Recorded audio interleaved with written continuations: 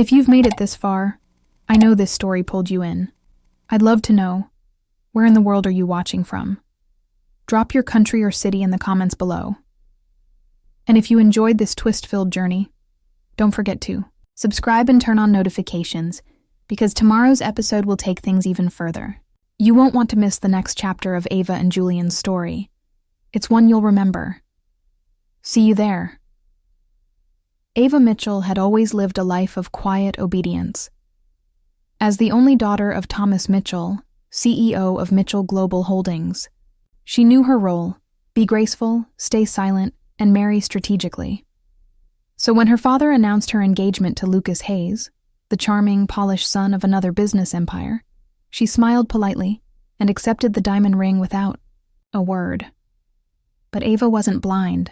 She saw the way Lucas looked at other women when he thought no one was watching.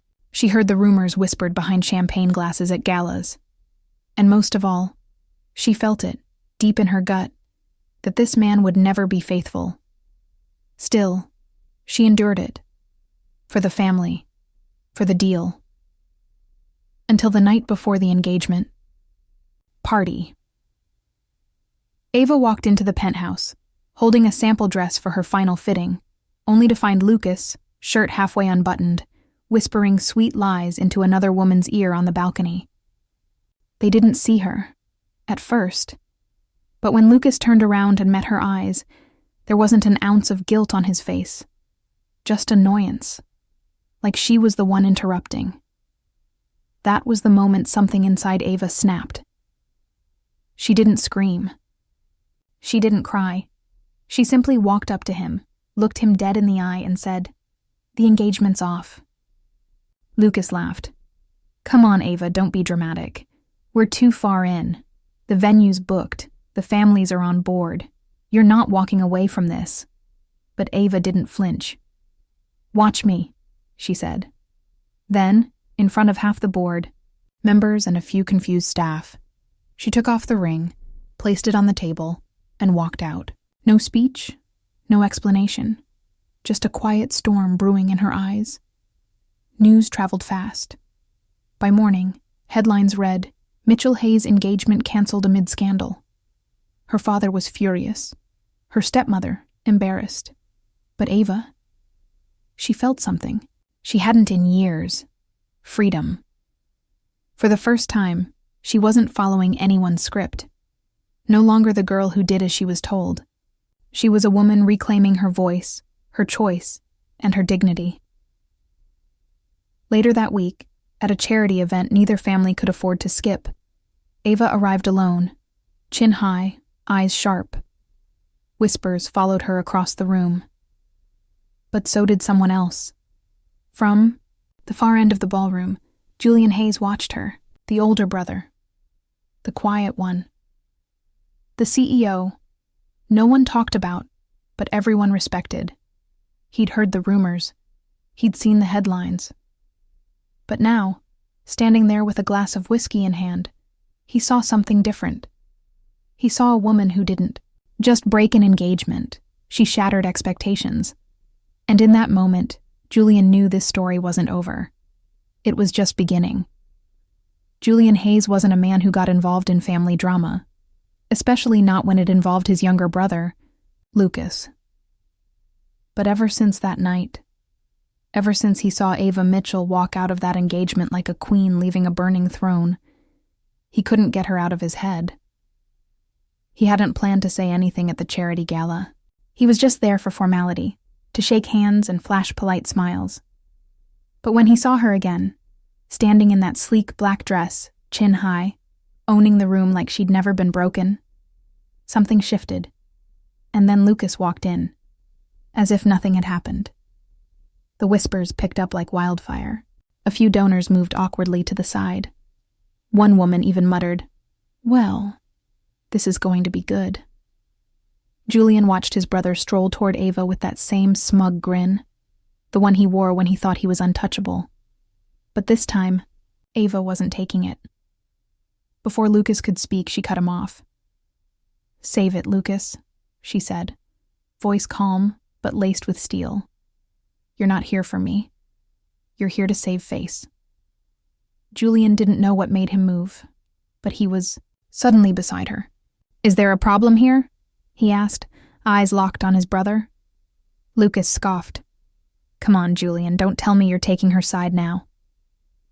Julian didn't answer. He didn't need to. He simply looked at Ava and offered her his arm. "You don't have to stand here, not alone." Ava hesitated, but only for a second, then took his arm without a word. The entire room paused. People noticed. Lucas noticed. From that moment on, everything changed. In the days that followed, Julian found reasons to reach out, under the guise of business, of course. A coffee meeting here, a legal consult there. But Ava saw through it. She always had. Still, she didn't push him away. She couldn't. Because being around Julian felt different. Safe. Solid. Not the kind of safety you find behind locked doors, but the kind that comes when someone actually sees you, really sees you, and still stands by your side. But it wasn't all warm glances and slow-burn connection. One night, Julian called her out of the blue. "Ava, I need to talk to you. Now." They met in a downtown parking garage, hidden from the press, the city, and prying eyes. Julian stepped out of his car, holding a thick folder. "I think something bigger's going on," he said. "With your stepbrother, with Eleanor, and maybe with your father." Ava stared at the folder in his hands, heart racing. "What is it?" "Evidence," Julian said. "Of fraud, money laundering, and more. And I think you're in danger." The air went still. Ava looked at him, really looked at him, and for the first time she realized this wasn't just Julian Hayes, the CEO. This was the only man who had ever chosen to protect her, not the Mitchell name, and she wasn't facing this storm alone anymore. Ava sat in Julian's apartment, eyes glued to the folder he had handed her. Dozens of documents were spread across the table. Bank statements, emails, internal reports, every page painting a clearer picture of the betrayal happening right under her nose. Her stepbrother, Brandon Scott, had been siphoning money from the family's charitable construction fund. And worse, he wasn't doing it alone. Eleanor Scott, her father's longtime partner and Brandon's mother, had helped orchestrate the scheme.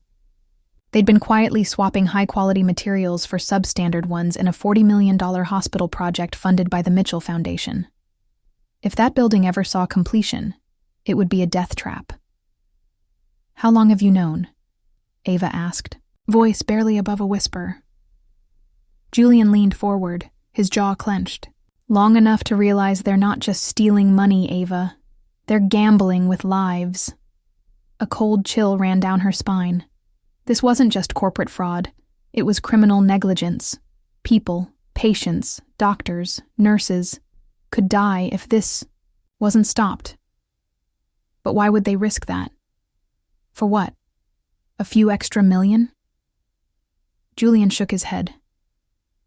"It's not about the money anymore. It's about power. Your father's been losing influence and Eleanor's been waiting for the right moment to take everything." Ava stood, her hands trembling. "We have to tell my father." Julian's voice dropped. "He might already know."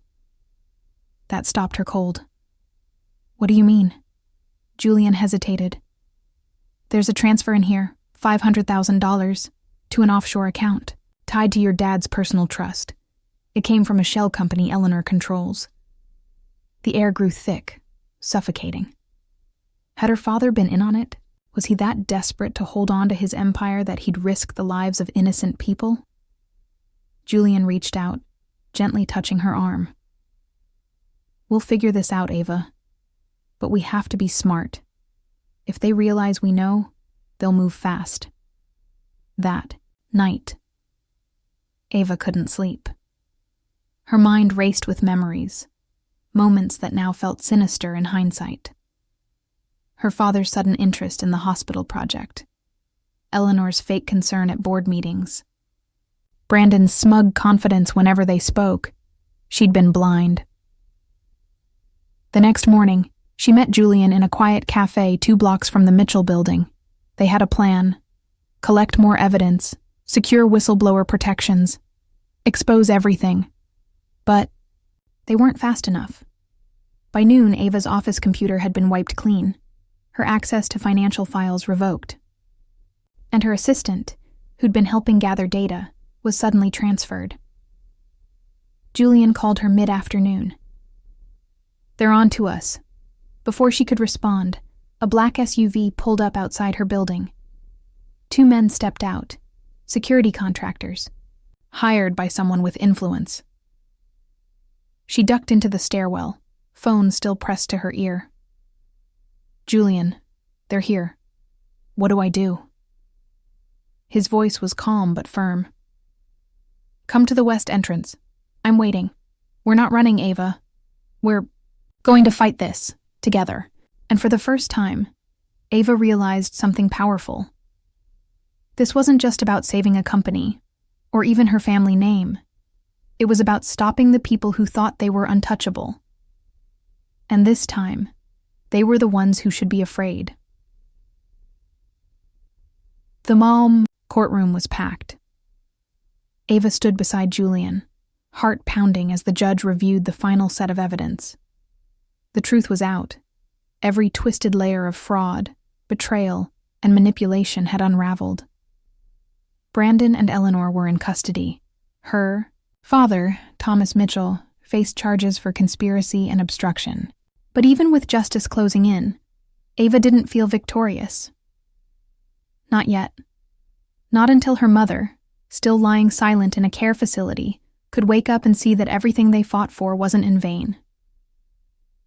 Later that night, Ava walked out of the courthouse, exhausted but steady. Julian was waiting for her by the car. He didn't speak right away. He just held the door open, then slipped in beside her, hand resting gently over hers. "It's over," he said quietly. "You did it." She shook her head. "We did it."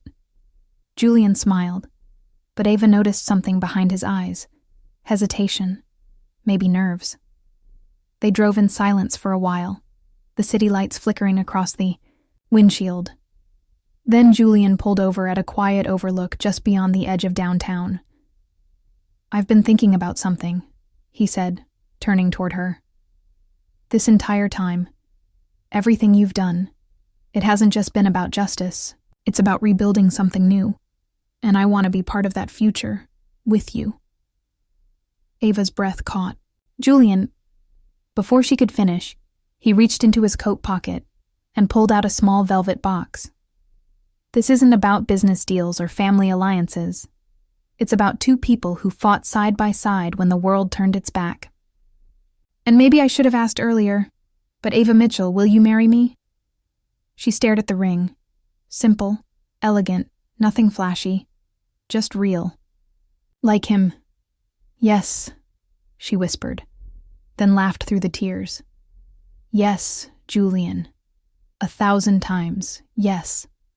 A week later, Ava stood on the balcony of their new apartment overlooking the skyline. Her phone buzzed. It was a message from the care facility. Her mother had opened her eyes, for the first time in years.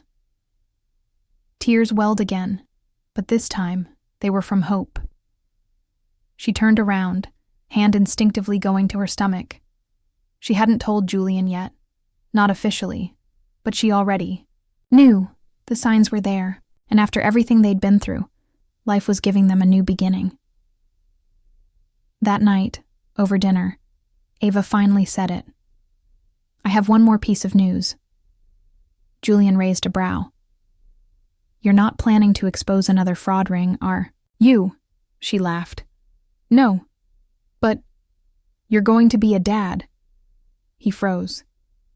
"Wait, seriously?" She nodded, and for the first time since all of this began, she saw Julian Hayes completely speechless. Then he stood up, walked around the table, and pulled her into a long, quiet hug. "I'm not just building a future with you," he whispered. "We're building a family." And for Ava, that moment wasn't the end of a storm. It was the start of something real, something lasting. Finally, she was home. What would you have done if you were in Ava's shoes? This story was more than just about family drama. It was about betrayal, courage, and the strength it takes to break free from the roles others try to force on you. Ava stood up, not just for herself, but for what was right, even when it meant going up against her own blood. And Julian, quiet, loyal, and unwavering, proved that love isn't loud, but powerful. We want to hear from you. What moment hit you the hardest? Was it when Ava called off the engagement? When she exposed the fraud? Or when Julian finally proposed for love, not business? Drop a comment below and tell us where you're watching from and what you think about Ava and Julian's journey so far. Your insights help us shape future episodes, so don't hold back. And if you haven't already, make sure to subscribe and turn on notifications, because this story isn't over yet. Tomorrow's episode will take everything to the next level. Let's talk in the comments. We're reading every single one.